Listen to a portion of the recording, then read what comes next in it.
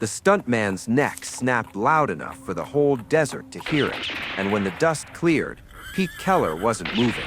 Wait, because what John Wayne did 48 hours later would force a major studio to rewrite its rules, and it started with a widow sitting alone at her kitchen table staring at an insult disguised as money. It's October 15th, 1966. Monument Valley, Arizona. The light is that particular shade of orange that only happens in the late afternoon when the sun sits low enough to set the red sandstone on fire, but high enough to still throw long shadows across the valley floor. The air smells like dust and horse sweat, and the particular metallic tang of film equipment that's been baking in the desert all day. They're filming The War Wagon, a big-budget Western for Universal Pictures, and John Wayne is standing 20 feet from a stunt rig watching a man rehearse a fall that should be routine. Pete Keller is 38 years old, 5'10", built like someone who spent 15 years landing hard for money. He's been Wayne's stunt coordinator for the last 3 pictures. Good at his job. Careful. The kind of guy who walks a stunt through 6 times before he commits, who checks every strap and bridle and stirrup before he climbs on a horse. This morning, he kissed his wife Linda goodbye at the motel, ruffled his youngest daughter's hair, told his oldest son to take care of his sisters while mom and dad were working. Standard Thursday morning. Nothing special. The stunt itself is simple.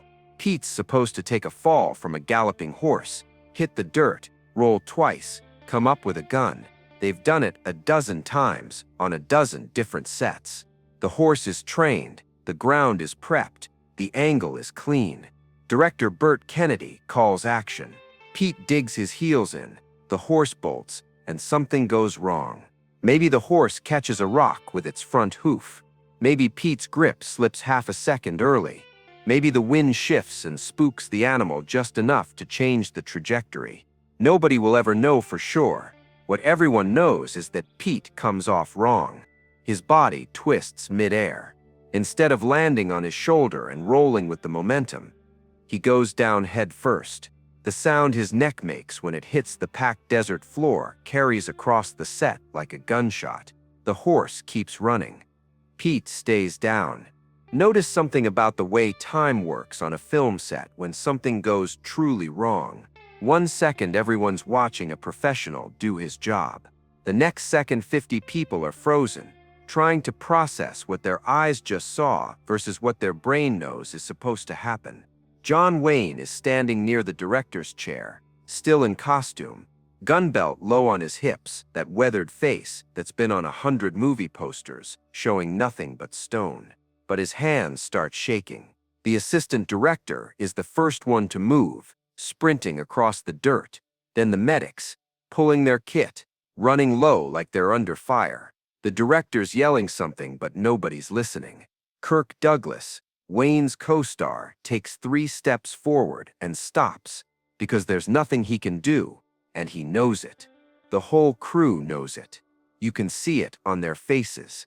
This isn't a broken arm. This isn't something you tape up and shoot around.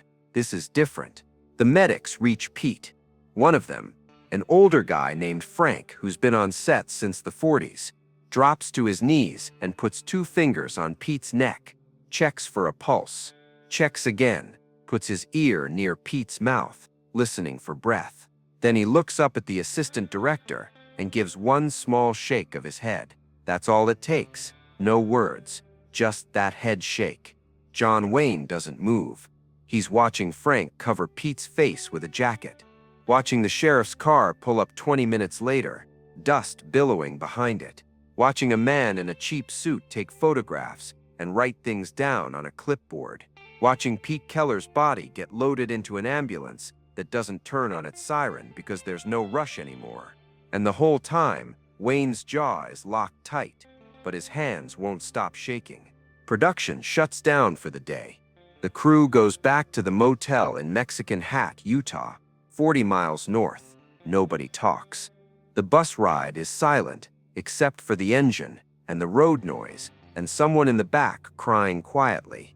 Wayne sits alone in the front seat, staring out the window at the desert rolling past. He's thinking about the sound, that crack. He's thinking about Pete's wife, Pete's kids. He's thinking about the fact that Pete died doing something John Wayne was supposed to do on camera, except Wayne's 60 years old now and had lung cancer 2 years ago and can't take those kinds of falls anymore. Someone died being him. That's what stunt work is. Someone dies being you. Stop for a second and think about what it means to be a stuntman in 1966.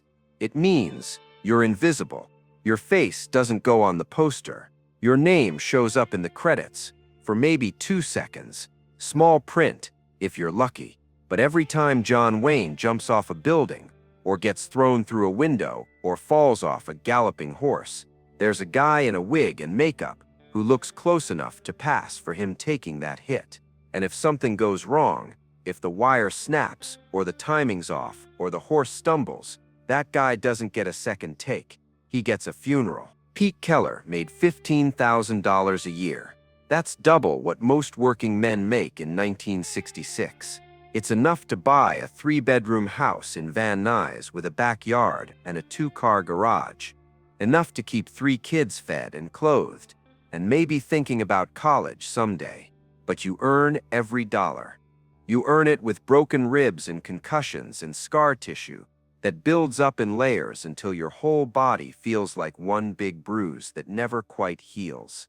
And you earn it knowing that every time you climb on a horse or jump off a roof, there's a chance you don't come home.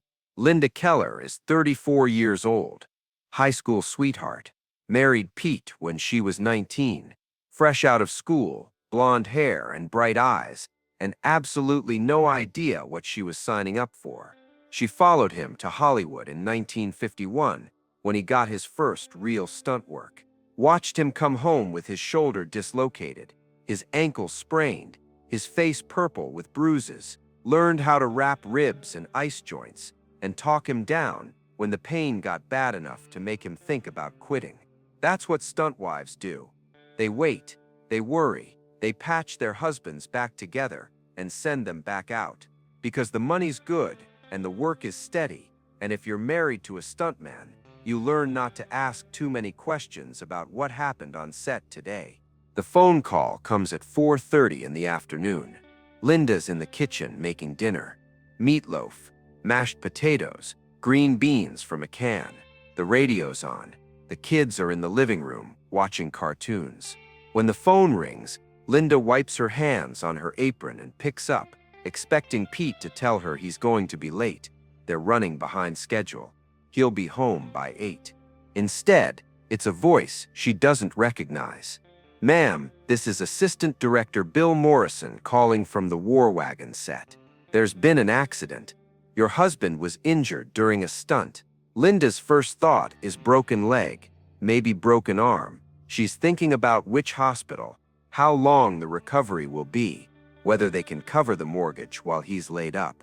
She's not thinking about the word Morrison doesn't say. Fatal. She's not ready for that word. Morrison doesn't use it right away. He talks around it. Serious injury. Did everything they could. Medics on site immediately. Sheriffs ruled it accidental.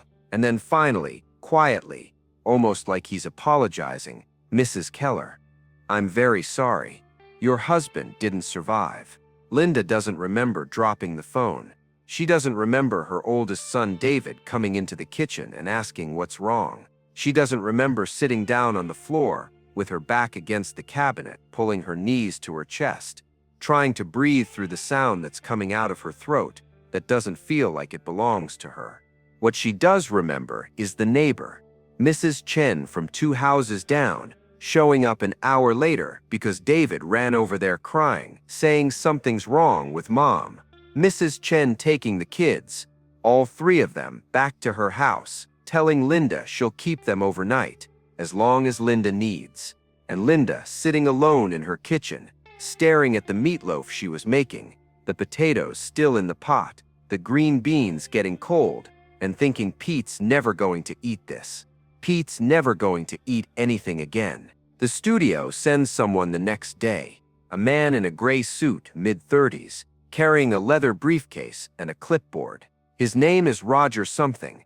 Linda doesn't catch the last name and doesn't care. He sits at her kitchen table, the same table where Pete ate breakfast that morning, where her kids do homework, where she and Pete used to sit after the kids went to bed and talk about whether they should buy that second car or maybe take a vacation to the coast this summer. Roger sets his briefcase on the table and pulls out papers. Mrs. Keller, Universal Pictures, wants to express our deepest condolences for your loss. Pete was a valued member of our team. We're all devastated by this tragedy. Linda just stares. Her eyes are red. She hasn't slept. Her sister drove in from Pasadena last night and is upstairs with the kids right now, trying to explain to a 6-year-old, an 8-year-old, and an 11-year-old that Daddy isn't coming home. Roger keeps talking. We understand this is a difficult time. We want to make things as easy as possible for you and your family. To that end, we'd like to offer a settlement. He slides papers across the table. $5,000. Sign here, and we'll have a check to you within 2 weeks. No lawyers, no waiting, no complications. Just sign, and we'll take care of everything. Linda looks at the number. $5,000 for 15 years of work. For a man who broke his collarbone in 1959, doing a fall for Spartacus, and came back to work 3 weeks later. For a man who took a punch from a trained boxer in 1963 and smiled through a split lip because the director needed one more take. For a man who kissed her goodbye yesterday morning and never came home. $5,000. That's what Universal Pictures thinks Pete Keller's life is worth. Listen to what Roger says next, because this is the part that makes Linda's hands start shaking. This is a generous offer. Mrs. Keller, Pete knew the risks when he took the job. Stunt work is inherently dangerous. The studio isn't liable for accidents. We're offering this out of goodwill. Roger taps the paper with one finger. You should understand that this offer expires in 48 hours. After that, the studio's position may change. Take it or leave it, Mrs. Keller, but I'd advise you to take it.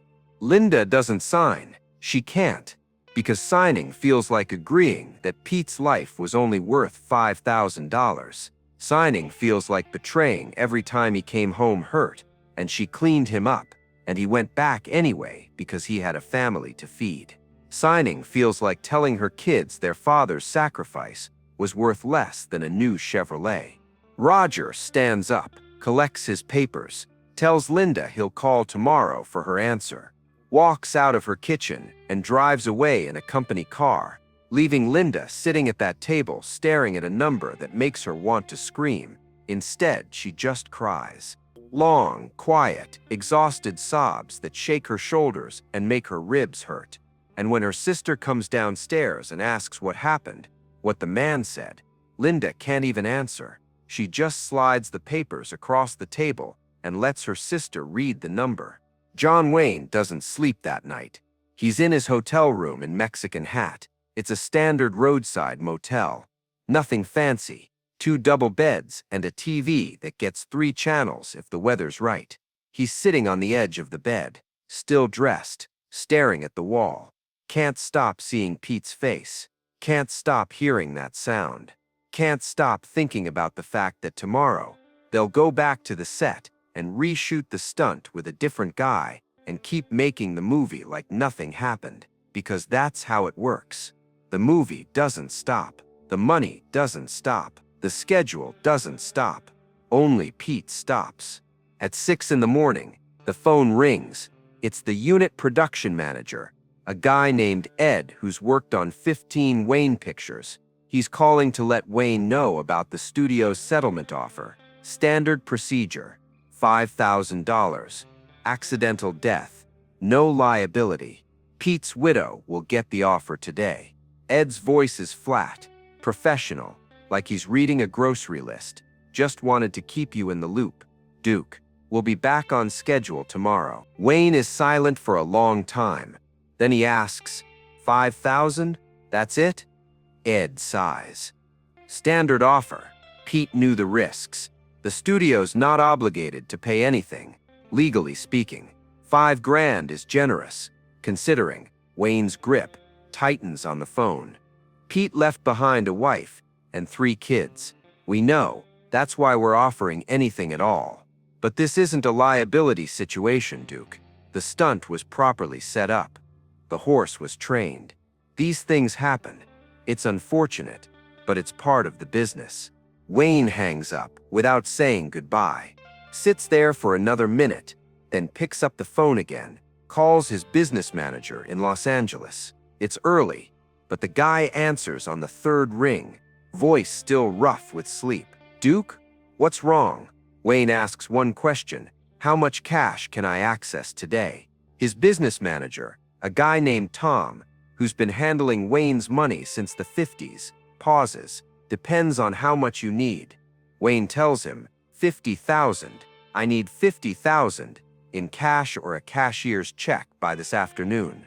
Tom is quiet for a moment. Then he asks the question he has to ask. What's this for?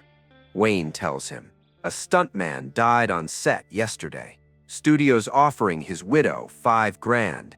I'm going to give her 50, and I'm going to make sure Universal sets up a monthly stipend and college funds for the kids. Tom doesn't argue, doesn't ask if Wayne's sure, just says, I'll have it ready by 3. You need it delivered? Wayne says no, says he's driving to Los Angeles today, says he'll pick it up himself, because some things you don't trust to delivery. Before we go on, you need to understand one thing about how John Wayne ran his sets and his life. He didn't tolerate unfairness, didn't tolerate powerful people taking advantage of powerless ones. It came from somewhere deep, maybe from growing up poor in Iowa, maybe from watching his father struggle to keep a roof over their heads during the Depression. Whatever the source, Wayne had a code. You treat people right, you keep your word, you protect the weak, and you don't let corporations grind people under because it's cheaper than doing the right thing. Linda Keller is sitting at her kitchen table 48 hours after Pete died. It's late afternoon. The settlement papers are still there, unsigned. Roger called twice today, reminding her the deadline expires in 2 hours, 5,000 or nothing. Her sister is upstairs putting the kids to bed early because they're exhausted from crying. The house is quiet. Linda is reading the papers again, trying to find a loophole, a clause, something that says this isn't all her husband's life was worth. She doesn't find it. There's a knock on the door. Linda opens it and stops breathing for a second because John Wayne is standing on her front porch. He's not in costume. He's wearing jeans and a work shirt and a leather jacket. No hat. His gray hair slightly mussed from the wind. He looks tired, older than he looks on screen, but his eyes are steady and his voice is gentle when he says, Mrs. Keller. Yes, I'm John Wayne. I worked with your husband. I need to talk to you about Pete. Linda lets him in, because what else is she going to do? John Wayne is in her living room, sitting on her couch, looking at the family photos on the wall, at the kids' toys scattered on the floor, at the settlement papers still sitting on the kitchen table. He sees them from across the room, and his jaw tightens. I heard about the studio's offer, he says quietly. $5,000. That's not acceptable. Linda's eyes fill with tears. I don't know what to do, she says. I need the money. The mortgage is $700 a month. I can't pay it without Pete's income. If I don't sign, I get nothing. If I do sign, it feels like I'm saying Pete didn't matter. Wayne reaches into his jacket and pulls out an envelope, sets it on the coffee table between them. This is $50,000, he says. It's from me, not the studio. From me personally. For you and your kids. Linda stares at the envelope like it's going to disappear if she blinks. I can't accept this, she whispers. Wayne's voice is firm. Yes, you can. Pete died making my movie. He died because I'm too old to do my own stunts anymore. He died being me. That makes it my responsibility. But Wayne's not finished. He pulls out a business card, writes a phone number on the back. This is the studio head's direct line at Universal, he says. I'm calling him tonight. The studio is going to set up a monthly stipend for you, $500 a month for the rest of your life. And they're going to create college funds for all three of your kids, full tuition, wherever they want to go. Linda is crying now, quiet tears running down her face. Why would they do that? She asks.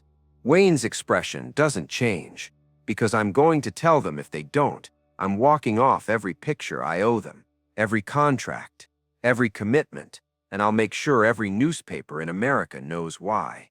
The studio can't afford to lose me. They know it, and I know it, so they'll do the right thing. Not because they want to, because they have to. John Wayne drives back to Los Angeles that night, gets to his business manager's office at 8, picks up the cashier's check, drives to a payphone outside a diner in Burbank, and calls the studio head at home. The man's name is Ed Moule. He's run Universal's production department since 1953. He's made a lot of money for a lot of people. He's not used to getting calls at home from actors, even actors as big as John Wayne. The conversation lasts 30 minutes. Wayne doesn't yell, doesn't threaten, just lays out the facts in that flat, measured voice he uses when he's done negotiating. Pete Keller died making a Universal picture, left behind a widow and 3 kids. The studio offered $5,000. That's not acceptable.